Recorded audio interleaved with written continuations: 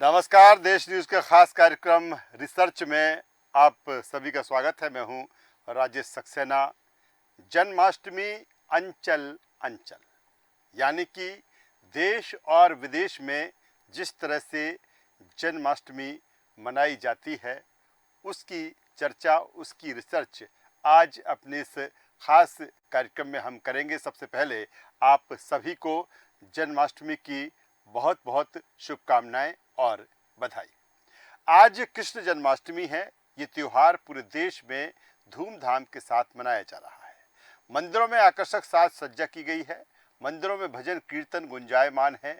श्री कृष्ण जन्माष्टमी हिंदुओं का एक प्रमुख त्योहार है, जिसे कृष्ण जन्माष्टमी, गोकुलाष्टमी, कृष्णाष्टमी या श्री जयंती के रूप में भी जाना जाता है। और कृष्ण जन्माष्टमी देश के अलग अलग स्थानों पर अलग अलग तरह से मनाने की मान्यता है।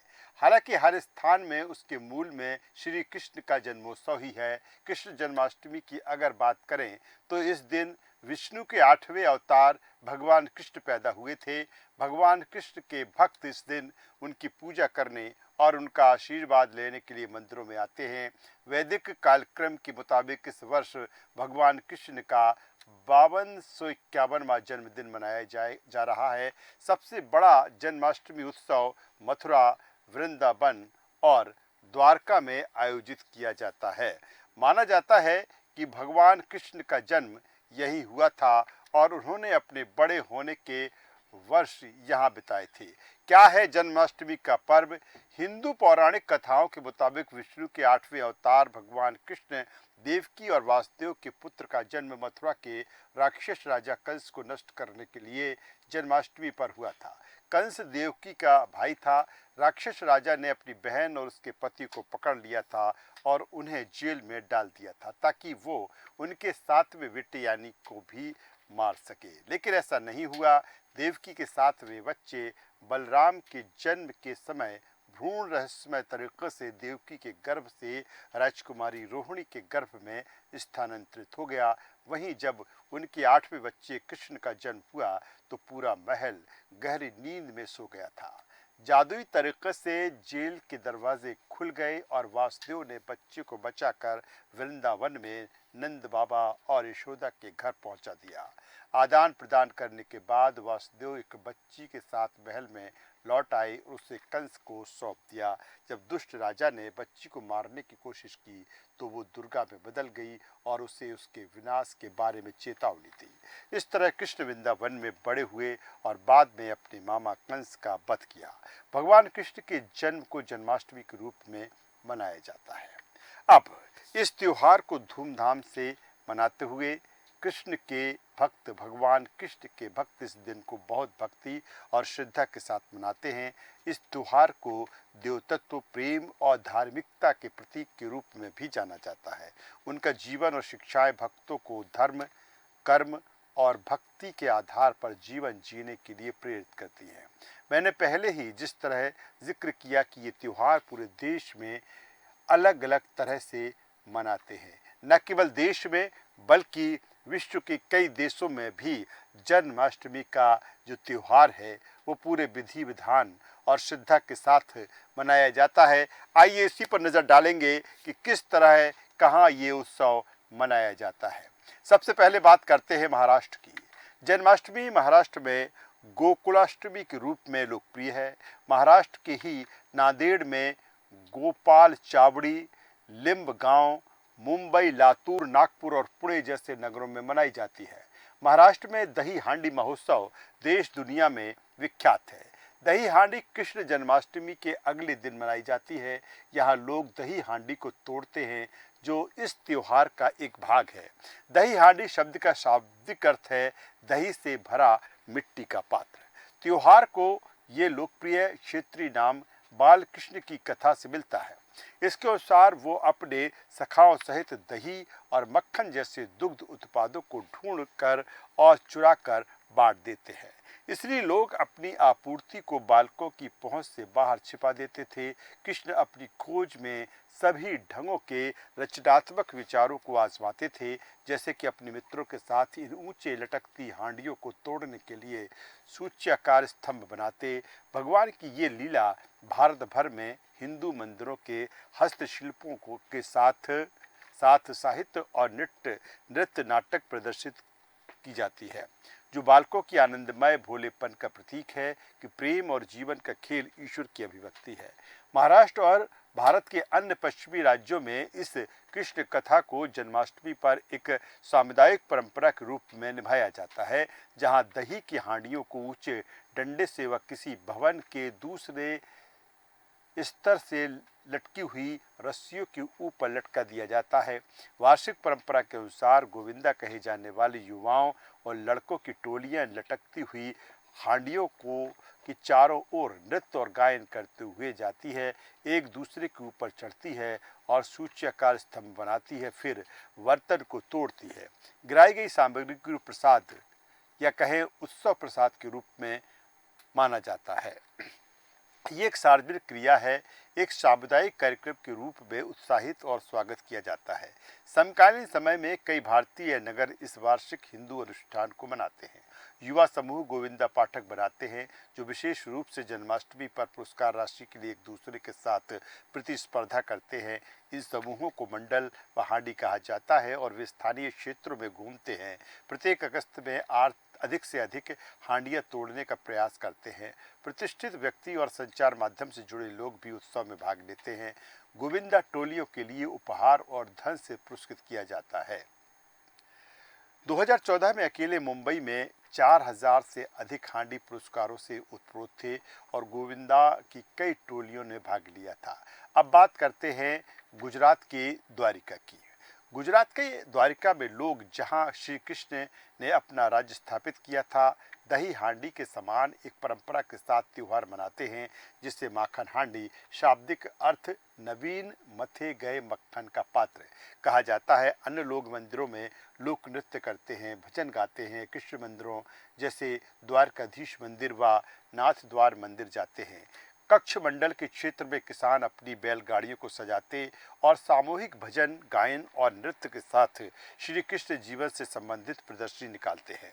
वैष्णव परंपरा के पुष्टि मार्ग संप्रदाय के महान संत दयाराम की कविताएं और रचनाएं गुजरात और राजस्थान में जन्माष्टमी के नगरोत्सव के समय विशेष रूप से जन्माष्टमी उत्तर भारत के ब्रज क्षेत्र में सबसे बड़ा त्यौहार है।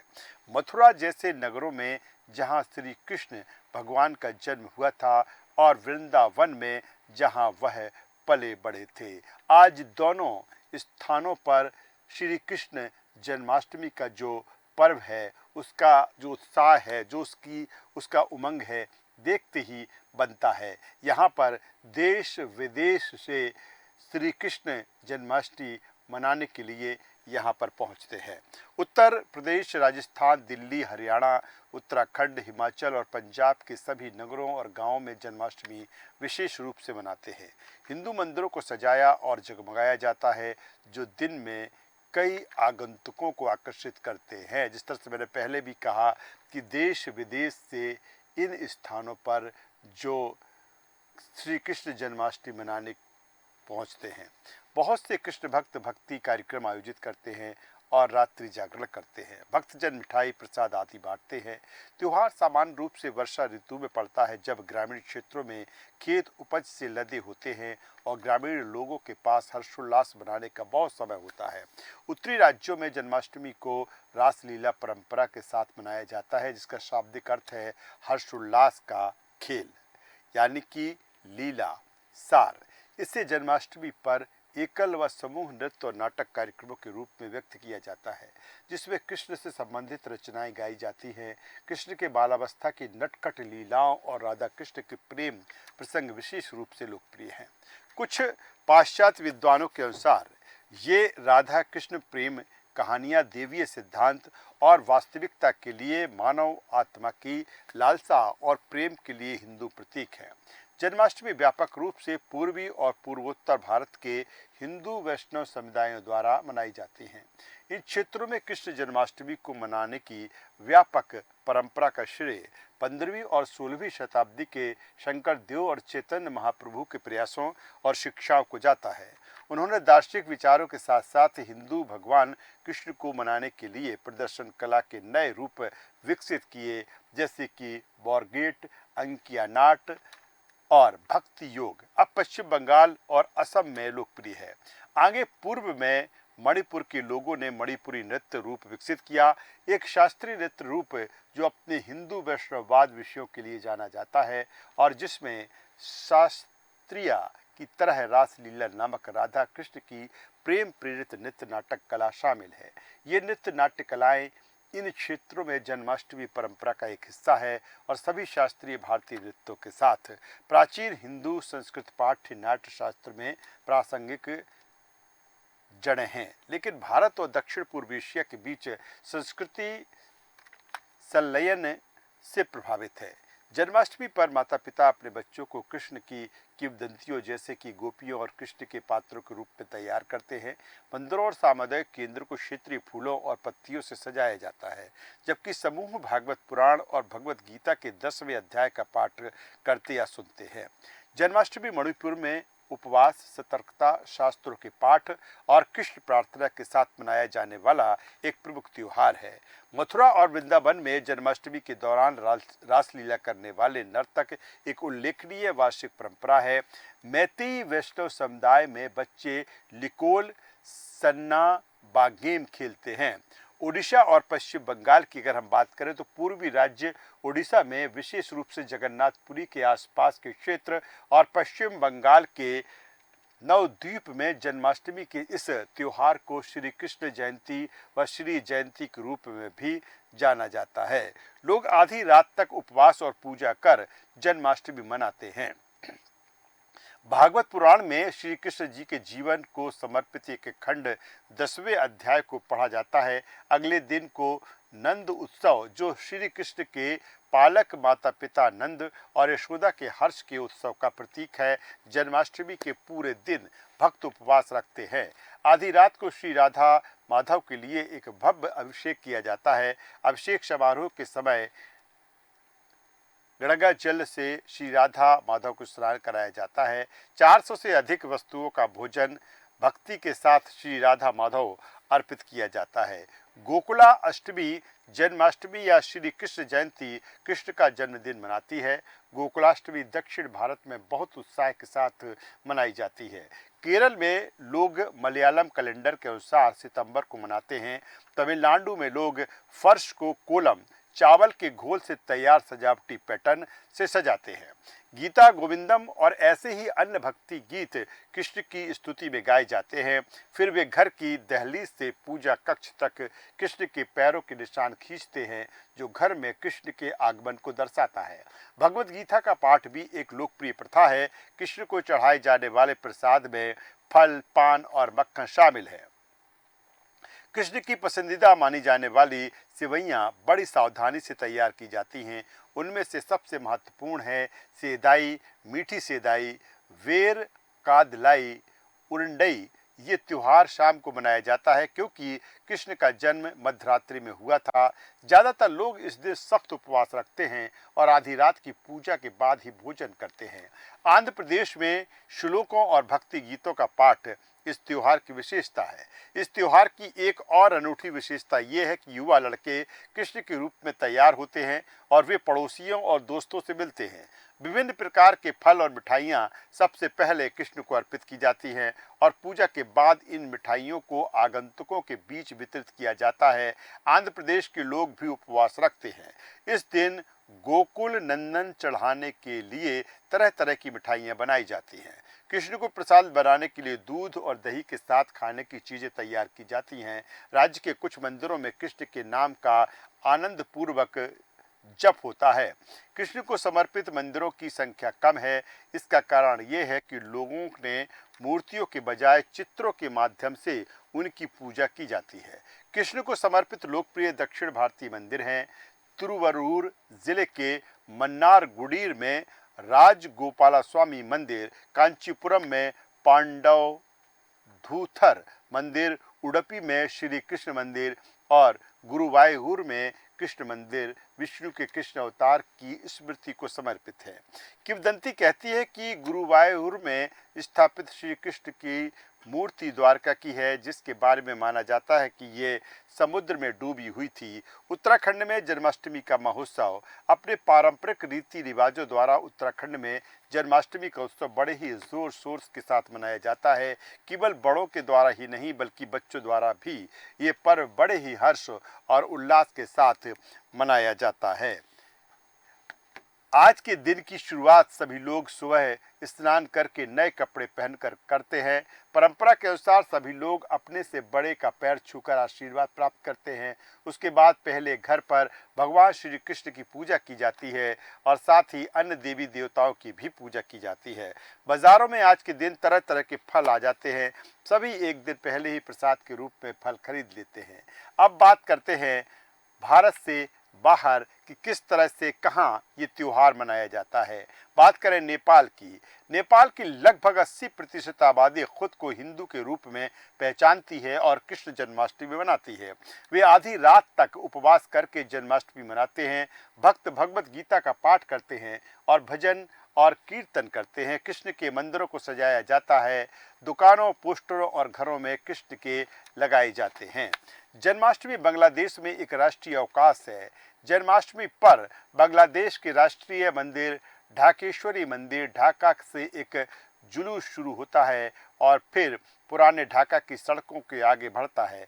जुलूस 1902 का है, लेकिन 1948 में रोक दिया गया था। जुलूस 1989 में फिर से शुरू किया गया था, लेकिन इस बार जिस तरह से बांग्लादेश की हम बात करें, जिस तरह से वहाँ पर तख्ता पलट हुआ, जिस तरह पे वहाँ पर हिंदू मंदिरों को तोड़ा गया, जिस तरह से हिंदुओं के घर वहाँ पर जलाए गए, निश्चित तौर पर इस पर्व पर भी इसका असर वहाँ पर साफ देखा जा सकता है। बात करते हैं फिजी की। फिजी में कम से कम 1/4 आबादी हिंदू धर्म का पालन करती है और ये अवकाश फिजी में तब से मनाया जाता है जब से पहले भारतीय गिरमिटिया मजदूर वहां पहुंचे थे। फिजी में जन्माष्टमी को कृष्ण अष्टमी के रूप में जाना जाता है। फिजी में अधिकांश हिंदुओं के पूर्वज उत्तर प्रदेश, बिहार और तमिलनाडु से उत्पन्न हुए हैं, जिससे ये उनके लिए विशेष रूप से महत्वपूर्ण त्यौहार है। फिजी का जन्माष्टमी उत्सव इस मायने में अनोखा है कि वे 8 दिनों तक चलते हैं। जो 8वें दिन तक चलता है, जिस दिन कृष्ण का जन्म हुआ था, इन 8 दिनों के दौरान हिंदू घरों और मंदिरों में अपनी मंडलियों या भक्ति समूहों के साथ शाम और रात में इकट्ठा होते हैं और भागवत पुराण का पाठ करते हैं, कृष्ण के लिए भक्ति गीत गाते हैं और प्रसाद वितरित करते हैं। फ्रांसीसी द्वीप रियूनियन के मालबारो में कैथोलिक और हिंदू धर्म का एक समन्वय विकसित हो सकता है। जन्माष्टमी को ईसा मसीह की जन्मतिथि माना जाता है। एरिजोना संयुक्त राज्य अमेरिका में गवर्नर जेनेट नेपोलिटानो इस्कॉन को स्वीकार करते हुए जन्माष्टमी पर संदेश देने वाले पहले अमेरिकी नेता थे। ये त्यौहार कैरिबियन में गुयाना, त्रिनिदाद और टोबैगो, जमैका और पूर्व ब्रिटिश उपनिवेश फिजी के साथ साथ सूरीनाम के पूर्व डच उपनिवेश में हिंदुओं द्वारा व्यापक रूप से मनाया जाता है। इन देशों में बहुत से हिंदू तमिलनाडु, उत्तर प्रदेश और बिहार से आते हैं। तमिलनाडु, उत्तर प्रदेश, बिहार, बंगाल और उड़ीसा के गिरमिटिया प्रवासियों के ये वंशज हैं। तो जिस तरह से हमने देखा कि देश के अलग अलग स्थानों पर, अलग अलग अंचलों पर, अलग अलग राज्यों में किस तरह से ये पर्व धूमधाम के साथ, उत्साह और उमंग के साथ मनाया जाता है। हमने जिक्र किया कि न केवल भारत में बल्कि भारत के बाहर भी ये त्यौहार पूरे धूमधाम के साथ मनाया जा रहा है और मनाया जाता पिछले समय रहा है। आप सभी को एक बार फिर जन्माष्टमी की बहुत शुभकामनाएं और बधाई। आज रिसर्च में बस इतना ही। कल हम फिर मिलेंगे एक नए विषय के साथ। तब तक देखते रहिए देश न्यूज़। नमस्कार।